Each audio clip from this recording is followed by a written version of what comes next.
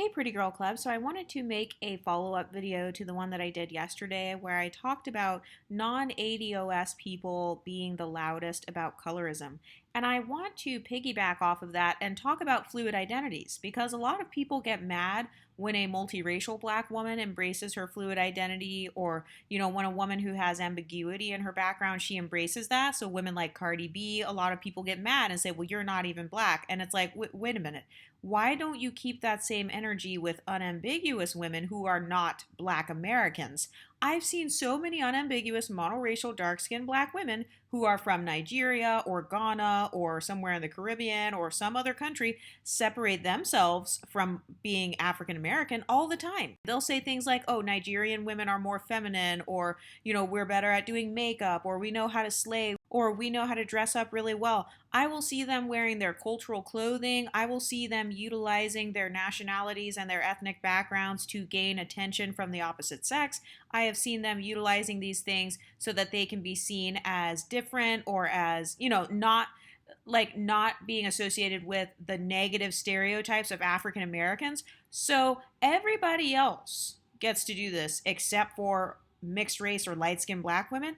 I've even seen white women like Ariana Grande talk about, I'm Italian. And I've seen white women all the time. They say, I'm Italian, I'm Swedish, I'm whatever.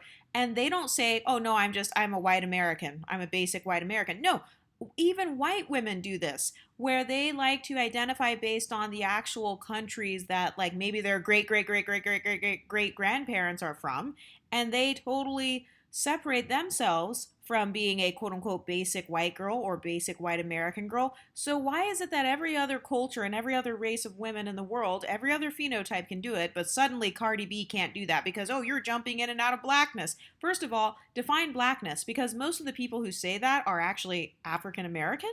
And so it's like, okay, so if you're saying that she's jumping in and out of being African American, then why aren't you saying the same thing to the millions of people who are from different countries who jump in and out of being African American all the time?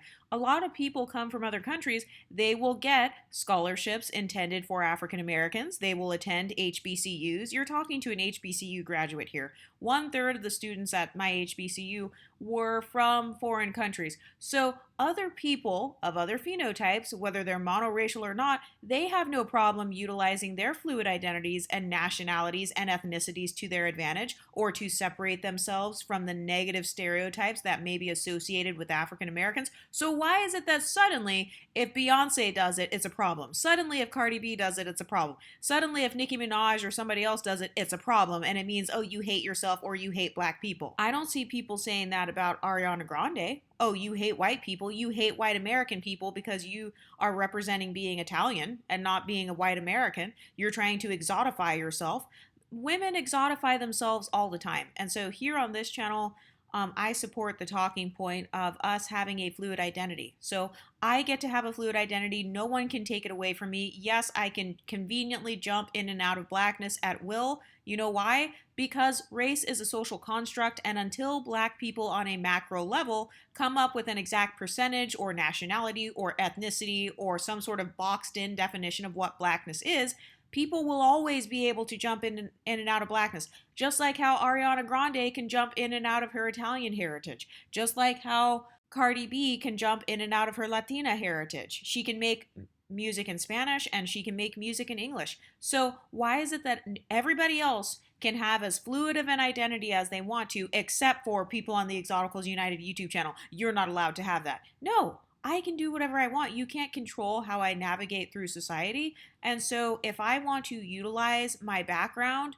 to social climb, I have every right to do so. I have every right to do that, just like the Nigerian women who do that when they come to the US, or the women or the unambiguous people who come here from other countries and then go to HBCUs and get HBCU scholarships and then become doctors and stuff. Okay, so if they get to use their fluidity and they get to use their identities to their advantage, then I get to use mine.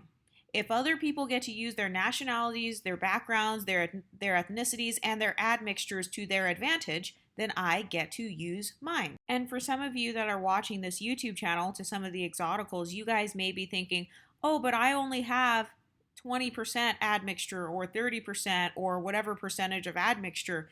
My response to that is who cares? Like, I am not going to hate any part of myself. I don't understand the concept of hating myself or hating a part of myself or denying a certain part of myself because it's not 50% or more white.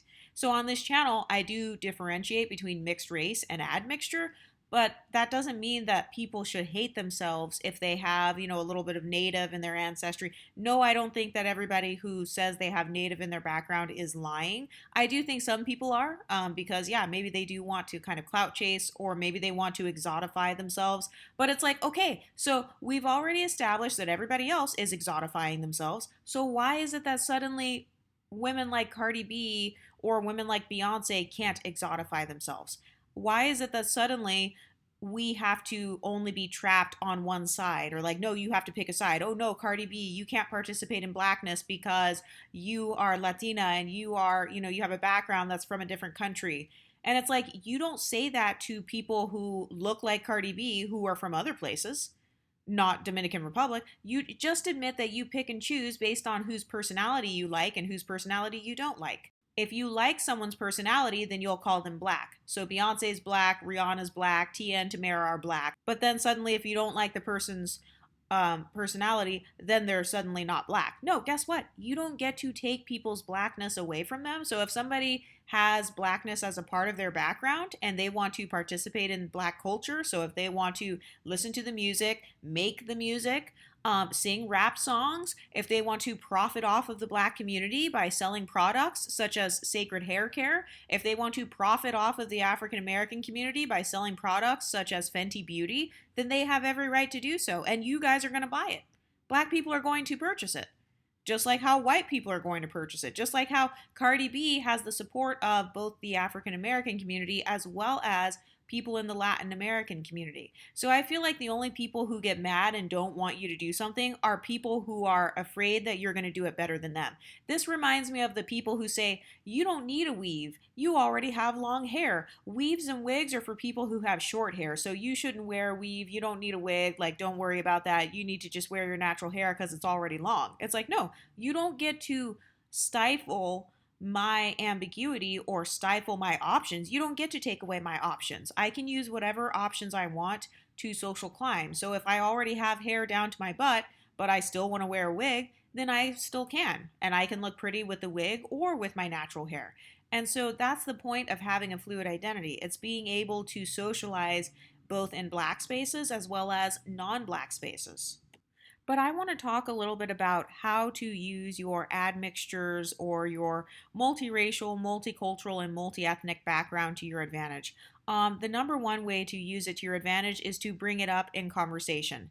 Oh, but you're making being mixed your personality. You're making your background your personality. You're making your race your personality. Damn right.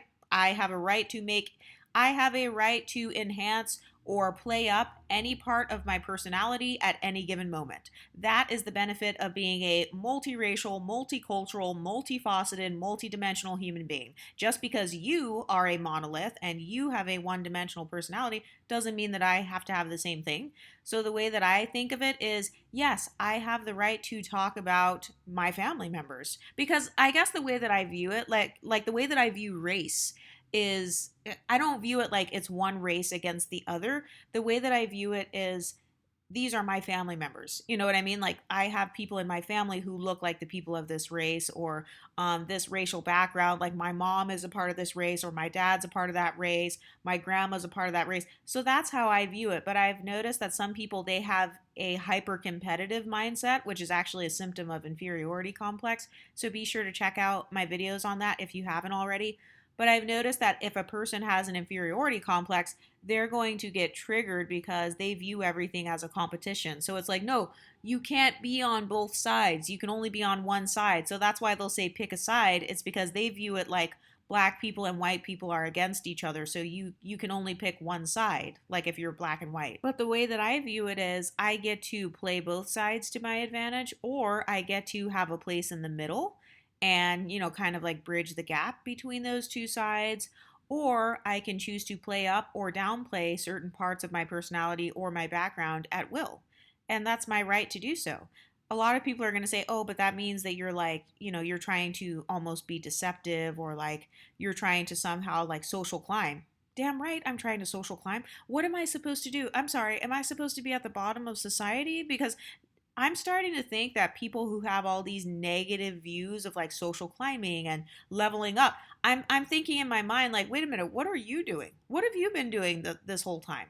Like for the past 30 years, what have you been doing? Trying to stay at the bottom so you can prove how real you are or how authentic you are? Because I would rather fake it until I make it or be a fake success than be a real failure and like I just stay being a failure because I'm trying to prove to everyone else how real I am. But anyway, one of the ways that you can use your admixtures to your advantage is number one, if it's a smaller percentage, like let's say it's, I don't know, less than 25% or something, you don't have to tell people your percentages. That's more of an internet thing. So in real life at the office or something, nobody's going to say, what percentage are you of this? What percentage of that? Nobody's going to say that. I've never heard anybody say that in my entire life. So if you want to discuss it and kind of bring it up because maybe you are interacting with people from that group. So for example, let's say you're Native American and, or like that's your admixture and you're interacting with Native American people, you can just say, oh, that's actually a part of my background. All you said was it's a part of my background. You didn't say I am 50% Native American. You didn't say I'm 25%. You didn't say my mom is a full-blooded Native American from one of the reservations. You didn't say all that. All you said was something that's a bit more vague, such as that's a part of my background, or yeah, I have a little bit of that in my bloodline. Like that's another way you can say it. Yeah, I've got a little bit of that in my bloodline actually. My great grandmother, or you can talk about the family member who is from that region or from that part of the world. And another thing you can do is, let's say you are native, you can talk about your tribe. Like you can talk about the actual tribe that that family member comes from. You can actually do this with anything. Let's say you have a Nigerian background or something. You can do the same thing. You can say, "Oh yeah, my grandmother is from so and so tribe. I think it's Igbo and Yoruba." So you can talk about that if you would like to. You could say, yeah, that's actually a part of my background, and I'm really kind of exploring that side of myself.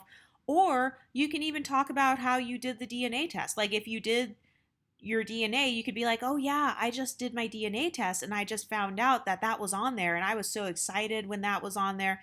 People that you're talking to, they're not going to get mad and say, oh my God, you're not at least 50% Nigerian, so you can't talk about Nigerians, you can't show respect to Nigerians. No, most people are going to be honored and happy that you are showing respect to their cultures. Most people are going to be flattered that you are so excited about their culture to the point where you're like, talking about it and bringing it up. It's funny because when I was in my hometown is very white.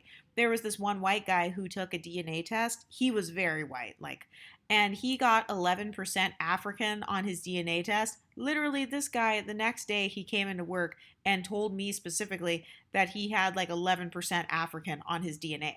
So some people might think, oh, well, he was being racist or whatever. But the way that I took it was, no, he was so excited about that part of his DNA that he was telling me because he was trying to be relatable to me.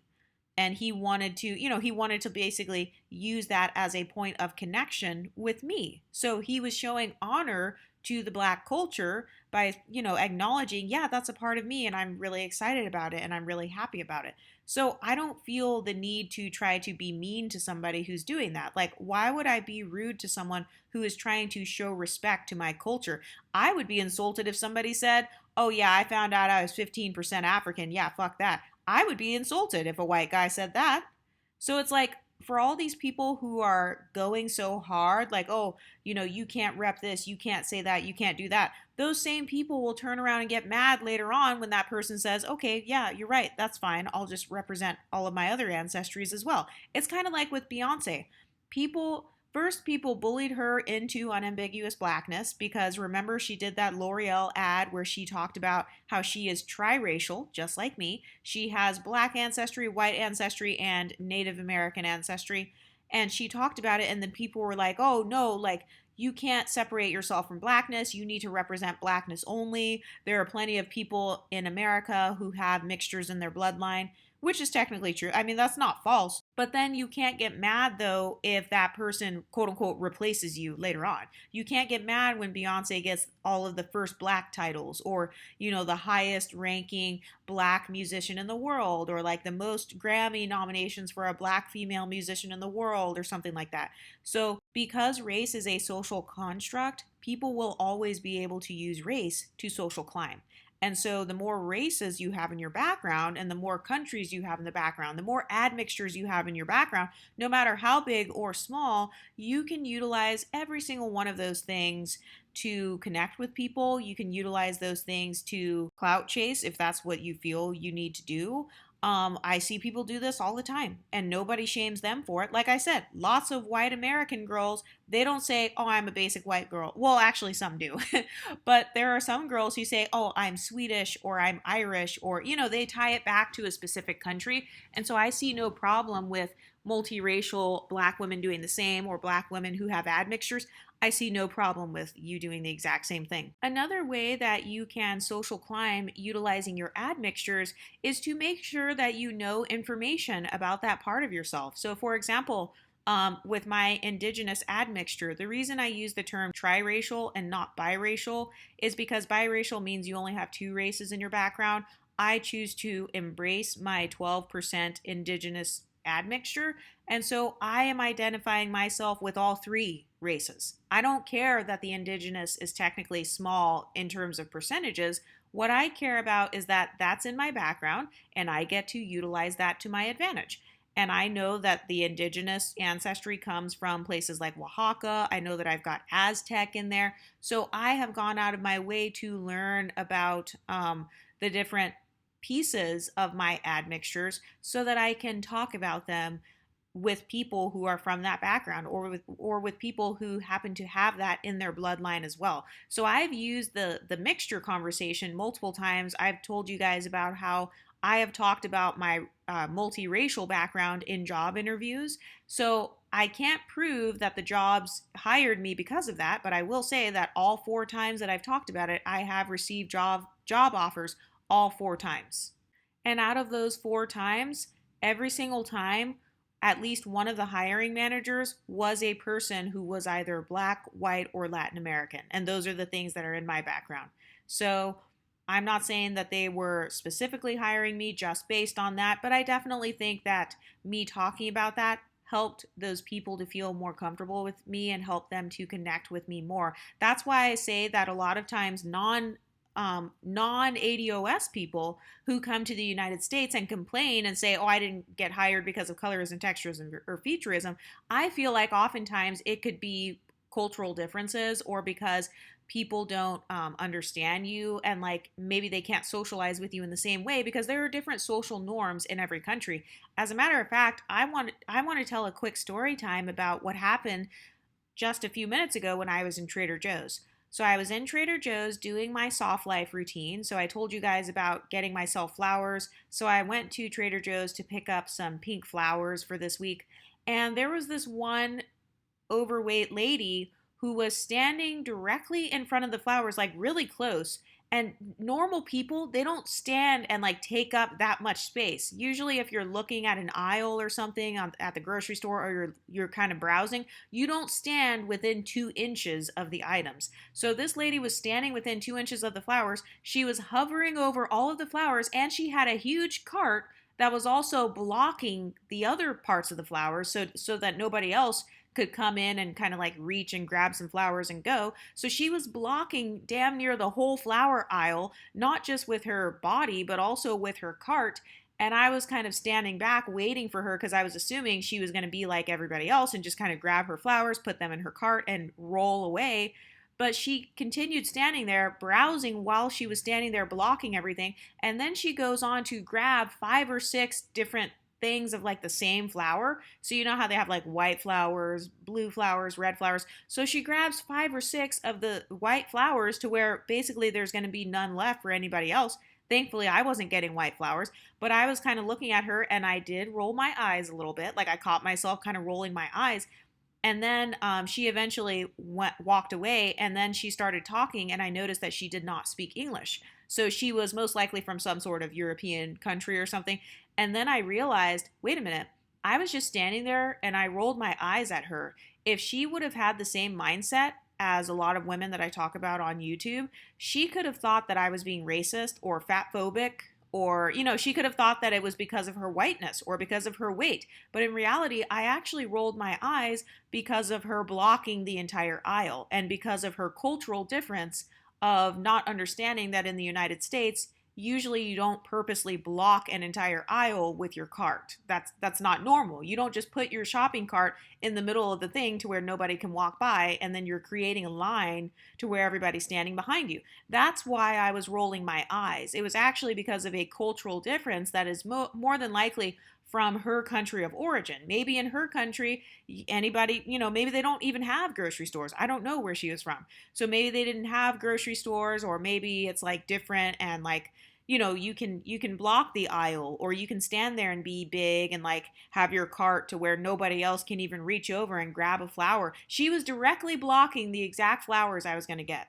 And she wasn't thinking about, oh wait, I'm blocking everybody else. There are like 24 people behind me. So she could have called that racism, colorism, texturism, or featureism. But in reality, that was actually me rolling my eyes, and I didn't realize it at the time. I didn't know that she was from another country until I heard her talking to a person in another language. And then I was like, oh crap, okay, so she was just from a different country. That's why she was acting like that. But those are the types of things that I'm talking about, that some people might try to throw under the whole racism box. Another thing that actually happened was today, I was at the doctor's office, and this one lady who happened to be African American, she was yelling. Like, she was talking very loud. She wasn't yelling like in anger, but because she was talking so loudly, I thought that potentially she could have been angry, because in a doctor's office, that's not usually where you yell and like just randomly talk super loud, because people are just in the waiting room. And so the fact that she was talking really loud, at first, my first thought really was, oh, is something going on? Like, is she mad at somebody? Because she was just randomly talking so loud to the point where the whole entire office, everybody in the waiting room, could hear exactly what she was saying. So those are examples of cultural differences that could often be misconstrued as colorism, texturism, featureism, or racism. I was not being racist by thinking that, oh, it's because she's black. No, I was literally thinking someone is yelling right now in the doctor's office. But in reality, she was just speaking very loudly. So she just had a cultural difference from me. Where I'm from, in my hometown, you don't talk super loudly in a doctor's office. You talk in a different tone in the doctor's office. As far as the volume of your voice, the volume of your voice is much lower in a doctor's office because it's so quiet. Nobody's in there except for maybe some older people and stuff. So you don't talk at a doctor's office in the same way that you would speak if you're outside at a concert, or if you're outside like at a bus station or something and there's lots of background noise. And so in my mind, I associate loud speaking with, you're outside or you're outdoors, or maybe even you are angry or something, because that woman, she was addressing someone directly, and she was also kind of using hand gestures and stuff. And so no, I was definitely not thinking of it in terms of race or color, but those are just small examples of cultural differences. So maybe she was from a different part of the US where, maybe they do speak loudly in doctor's offices. I'm not sure. But for me, the tone of my voice tends to depend on how quiet the environment is. So if I am in a library, I am going to speak a little bit softer because I know that the culture of libraries tends to be quiet, versus, in a concert, I'm not going to talk quietly because I'm in a loud setting. So that's an example to where that woman, if she would have had some sort of complex, she could have taken that as, oh, that girl over there, she's like being racist or something, or she's being classist. When in reality, I was simply wondering why she was talking so loud and what was going on, because I didn't know if somebody was like, if there was danger or something. I didn't know why somebody was talking that loud in the office. Another example of a cultural difference that I actually encountered today as well was when I called. Okay, so I called like the customer service line for the doctor's office, and a person picked up the phone who was from another country, because she had an accent, like a very strong accent, to where I had a hard time understanding her. So not only was she speaking too fast for me to understand, but she was also reading a script. And so what I had asked her had nothing to do with the script, But because she didn't, because she was just taught, hey, just read this script, or like this is kind of how you answer. You know how when you work in customer service, they give you a script, but it's like, okay, if somebody calls and says, hey, I'm calling about my lab results, in the United States, you understand if you work in a doctor's office, if they're calling about lab results, you tend to transfer them to the nurse, or maybe you say, okay, lab results. All right, let me see if I can fix that for you, or see if I can hook you up to someone who can talk to you about lab results. You don't start reading a random script, because when they train you for these jobs, for the customer service jobs, they're not being literal. So they're not saying you literally have to read this exact script word for word every time you answer the phone. But in my opinion, because of a potential cultural difference, or potentially her speaking English as a second language, she could have taken those instructions literally. I understand that if I'm working a customer service job, the script that they give me is more of a guideline. So they're not going to say, if you don't say exactly this word for word on every single call, then we're going to fire you. No, for the most part, if someone is asking a question that has nothing to do with what's on that script, then you simply answer the question, or you kind of figure out a different solution. So that was another example of me kind of like having a little tiny cultural barrier. But that woman, what if that woman was a dark skinned black woman? I don't know. What if she was a dark skinned black woman on the phone and she thought that I was like a white girl or something? She could have thought in her mind, oh, this girl probably thinks because I'm black, she's talking to me crazy. When in reality, it was a small cultural difference. But if that woman on the phone, and the woman in the doctor's office, and the woman in the grocery store, if those three women do not have fluid identities, they are going to continue those behaviors, and then they might see people rolling their eyes, or kind of like not understanding them, or not connecting with them as much. But those people may not realize, oh, it's just a cultural difference. It's more of a social skills thing, as opposed to, oh, it's your race or it's your skin tone. And so that is another thing that I've noticed about a lot of the non-ADOS content creators that come onto YouTube. It's like, okay, I wonder how many cultural differences they may have when it comes to dating culture. Dating is a culture, and the different ethnic groups have different dating styles and flirting styles. That is something that I talk about more so on my members page and on the Patreon. But there is definitely a difference that I've noticed in terms of dating and flirting and courting and stuff like that. So oftentimes people will say, oh, XYZ person is racist, when in reality, it's kind of like, no, your social skills might have worked at the bus station, or when you're outside, like talking loud. Maybe that works when you were at a concert, but it doesn't work in a library. So it's more so about the environments that you're in. And if you don't know how to navigate in many different environments, aka having a fluid identity, which is what I talk about, then yes, you may have a problem if you go to a new space and those people, they don't interact in the same way that you're used to. But anyway, I do believe that your background, whether it's your nationality, your ethnicity, or even your actual DNA, I do believe that things like that can help you to have social privileges, and that's totally normal. It's totally normal for people to support others who are participating in their culture. So, just like the white guy at my job who had 11% African in his DNA, and he was so excited to the point where he decided to tell me, because like I said, I'm from a very white city, so I was the only person of color, obviously, at that whole company. And so I didn't take that as, I didn't say to him, oh, you're trying to pander to me. Oh, you're just trying to like fit in with me. You don't genuinely like black people. No, I didn't say anything like that to him, because he didn't have a history of like saying or doing anything mean towards me. He seemed like he just wanted to learn about black culture, which I don't have a problem with. I don't have a problem with people wanting to learn about their cultures. And anyone who does have a problem with you learning their culture, they're probably just threatened because you have a fluid identity, and they're probably threatened because they are monocultural. So being monocultural means you're only used to being around one group of people, one type of people. You were only raised around one type of people. You date only one type of person. You're just used to everybody being the same all the time.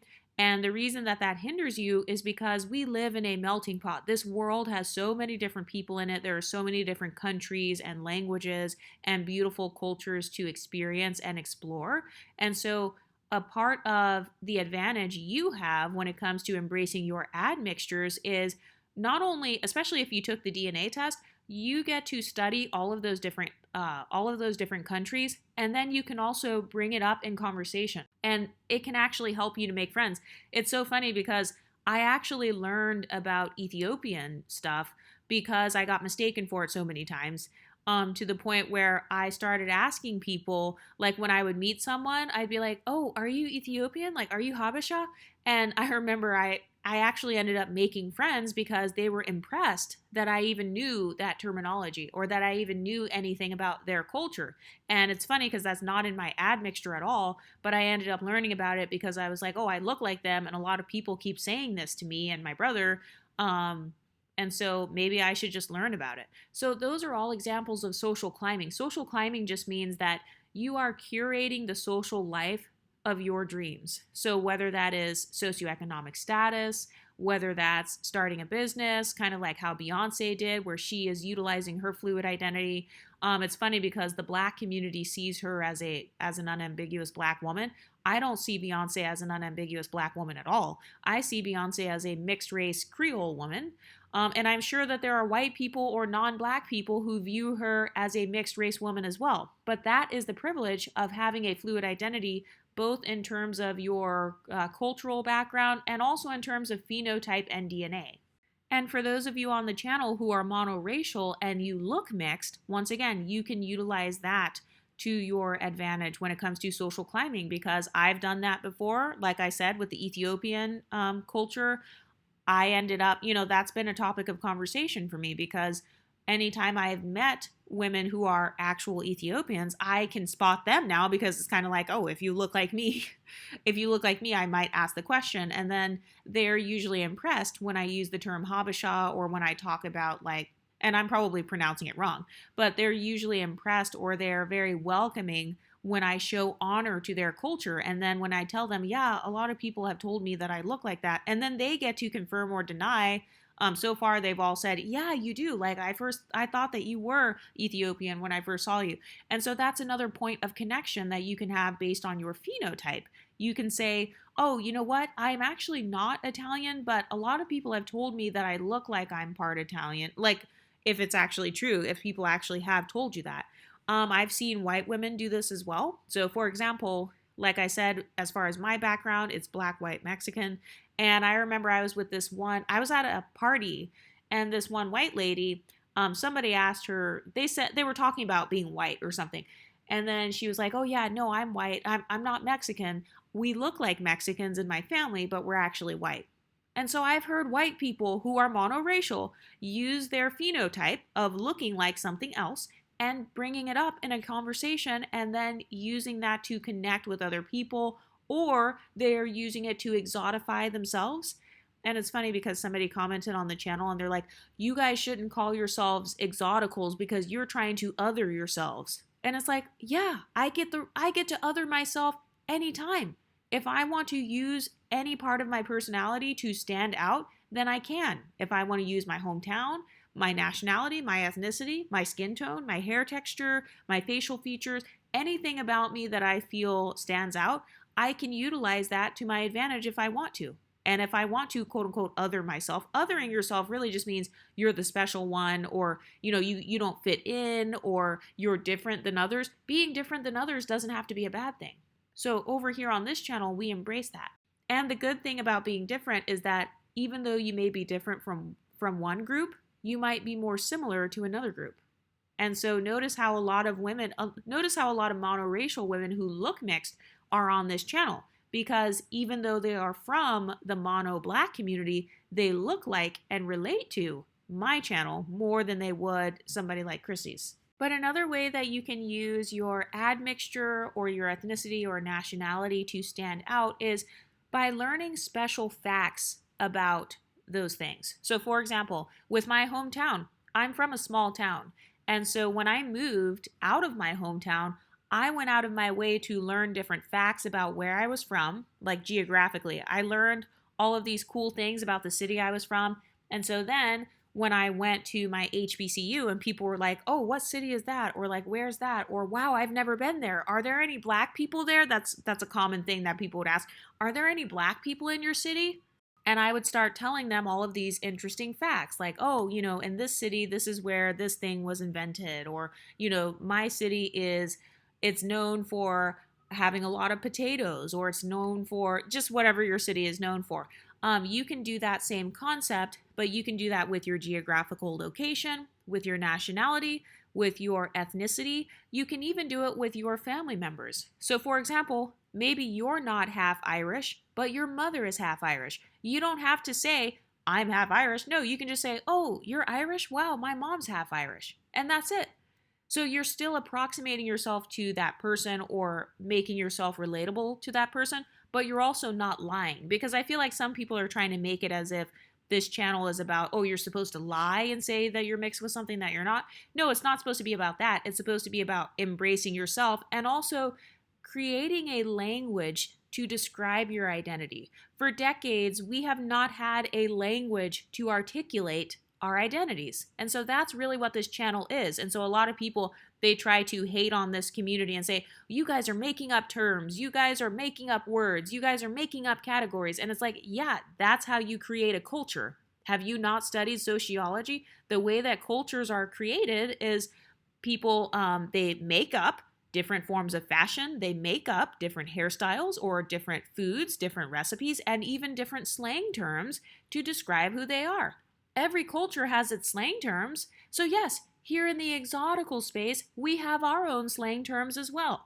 And so we have the right to continue to create a language to describe who we are. Like we can use different descriptors and different like conversation topics to make our identities known, and that's okay. So if you have a small admixture of something, you can just say, oh, my mom is half so-and-so, or yeah, my great grandma, like actually, this one girl that I know, she's unambiguous. She's one of my friends, and she actually is part native. No, she's not lying about it. She is still unambiguous. So she's not mixed race. She has maybe like 10% of something, but she chose to embrace her admixture.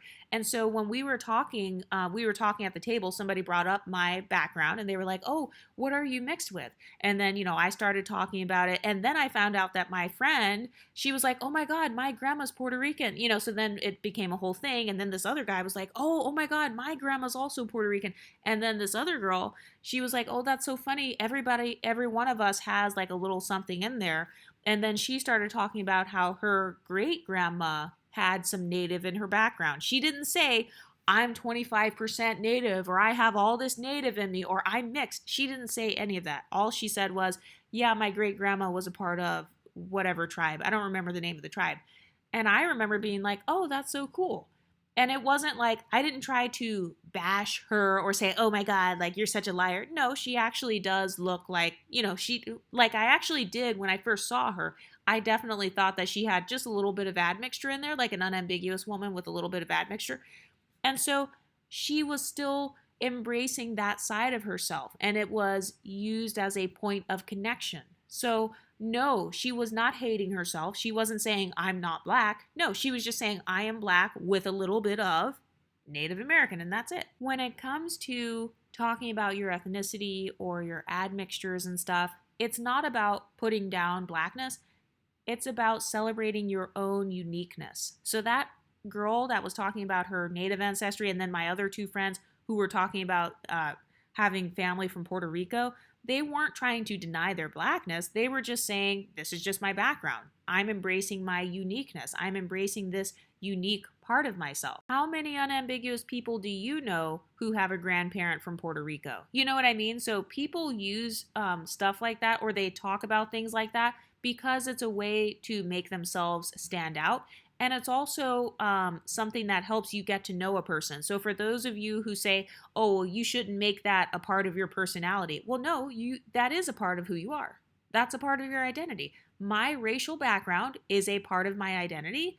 My skin tone, my hair texture, every aspect of myself, those are all parts of my identity. And so, like I said, I can bring it up at any time. I can bring up any part of my identity at any time. You cannot control how I navigate through society. But one of the other ways that you can utilize your background to stand out is by dressing up in cultural clothing.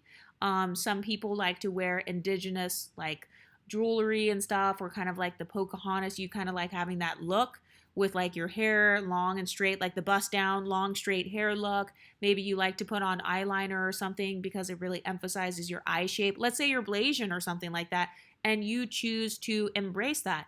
You have every right to do that. It's so funny because at another one of my jobs, so this lady ended up being crazy, but that doesn't matter in this scenario. She was actually Indian. She was East Indian or from India, like Punjabi or whatever. I don't remember the names of the different types of Indian, so I apologize. But when she first met me, she asked me if I was West Indian. I'm not very familiar with like West Indians and stuff. I had never really heard of that until I got older and I started encountering more people with like a Caribbean background and stuff. So that's something else people used to ask me, like, oh, are you Caribbean? So anyway, this lady, she was not Caribbean. She was Indian and asking me if I was West Indian, like if I had Indian in my bloodline from the Caribbean.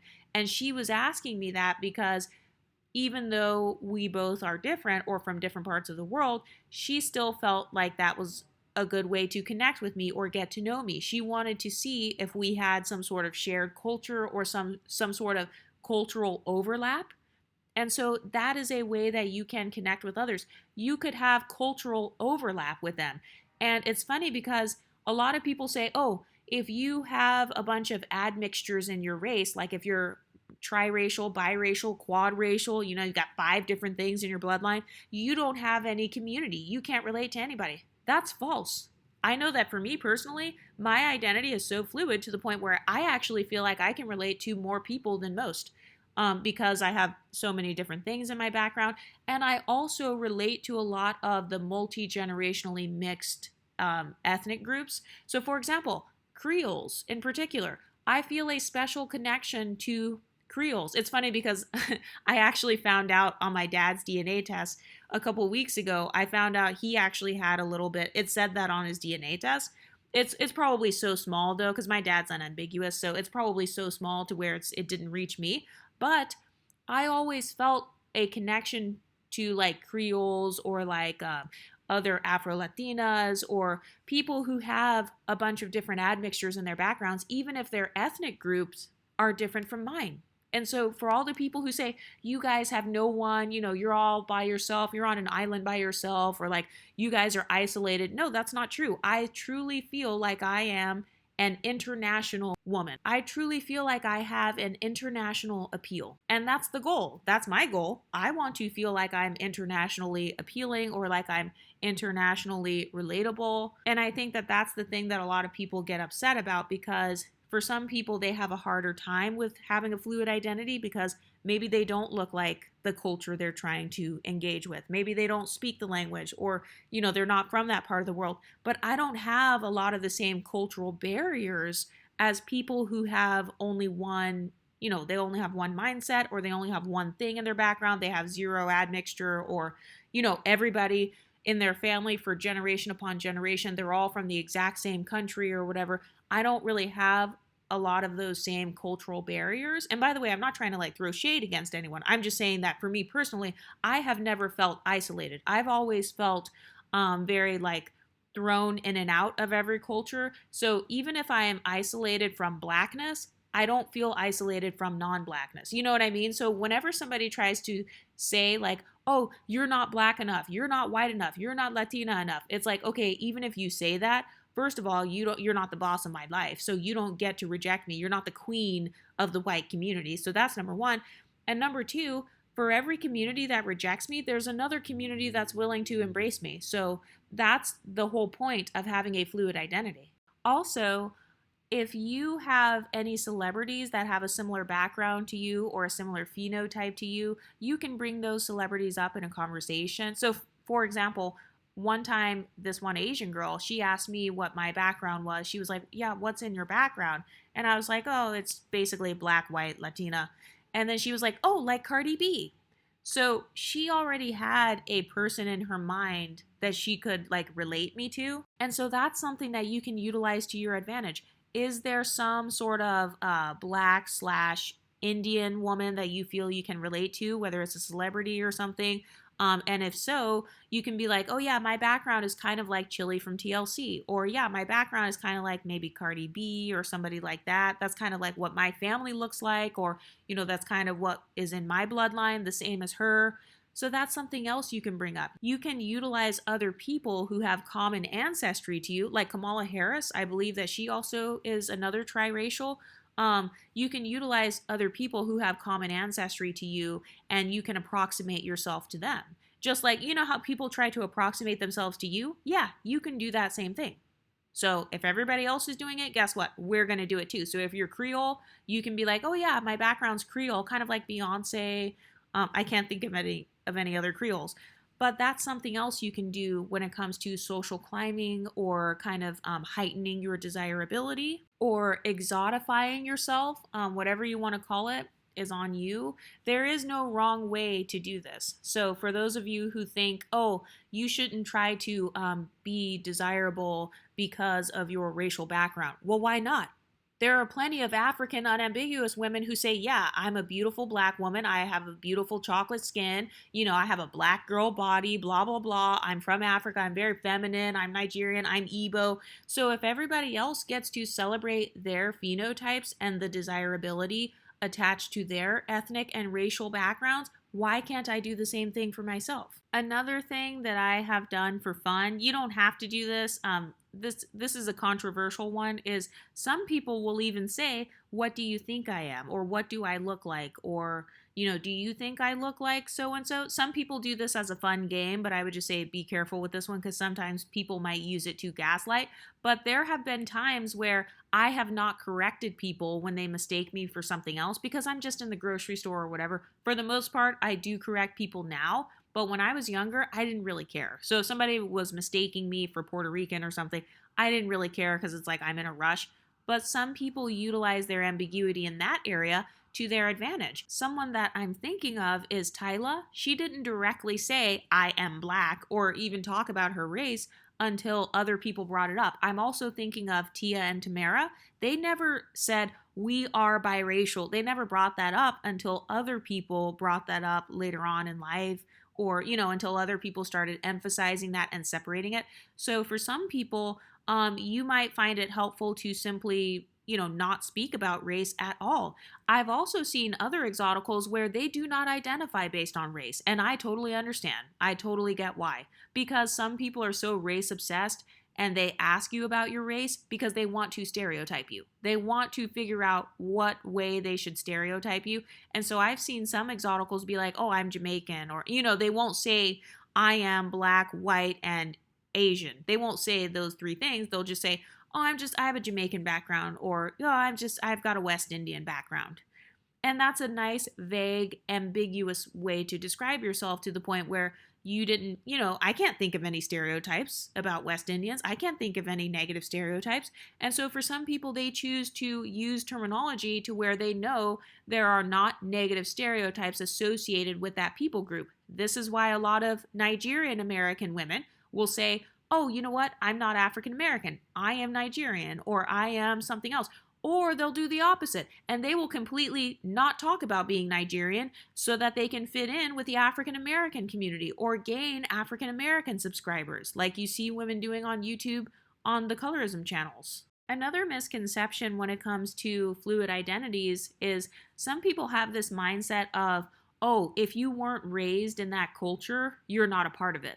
Well, that's not true. So are you telling me that if your parent dies, suddenly you're not a part of that culture, or you don't get to be a part of that culture because your parent passed away? No. In some cases, embracing that part of the culture helps you connect with that parent who has passed away, or it helps you to feel more peace and more comfort and more emotional stability. And so I don't have this belief system to where it's like, oh no, I have to follow XYZ rules in order to say that I have this thing in my admixture. It's like, no, you are responsible for your own life as an adult. So you get to learn about that culture. Like if you want to watch documentaries, like I straight up started watching documentaries and stuff. Like I've done stuff like that because I want to connect with those different admixtures within myself. I don't care if my other family members don't want to connect with those parts of their admixture. I like being a multiracial, multicultural Black woman, I like having a fluid identity. I love learning about like the fashion from the different countries and stuff and all the beauty secrets. I love that. It's so funny because I would have never known certain beauty secrets if I hadn't started studying the different countries that are a part of my admixture. And no, I'm not just talking about the non Black ones, I'm talking about the Black countries as well. Another thing you can do to learn more about your admixtures in order to social climb is you can follow Instagram pages that are kind of like news about what's going on in that country, or you can follow like fashion pages or beauty pages that are based around that country. So, for example, let's say you are Dominican or something. Can you follow like some Dominican pages or some pages on Instagram that teach you Dominican slang in particular? Or, you know how they have pages, they have like Black meme pages and stuff too. So let's say you are majority Asian, like I have some people on here who are majority non-Black, and you want to embrace your 25% Black admixture. So you can follow pages that feature like Black culture, or pages that talk about Black history, or they talk about like news in the Black community. That's something that I like to do because it also keeps my knowledge up to date on what's going on in my countries. But how do you choose to embrace your fluid identity? How do you choose to social climb using your admixtures? Even if you weren't raised with your admixture, or if you didn't know about it until you took a DNA test, how are you going to embrace that? Let me know in the comment section, and I'll talk to you next time. Stay pretty, ladies.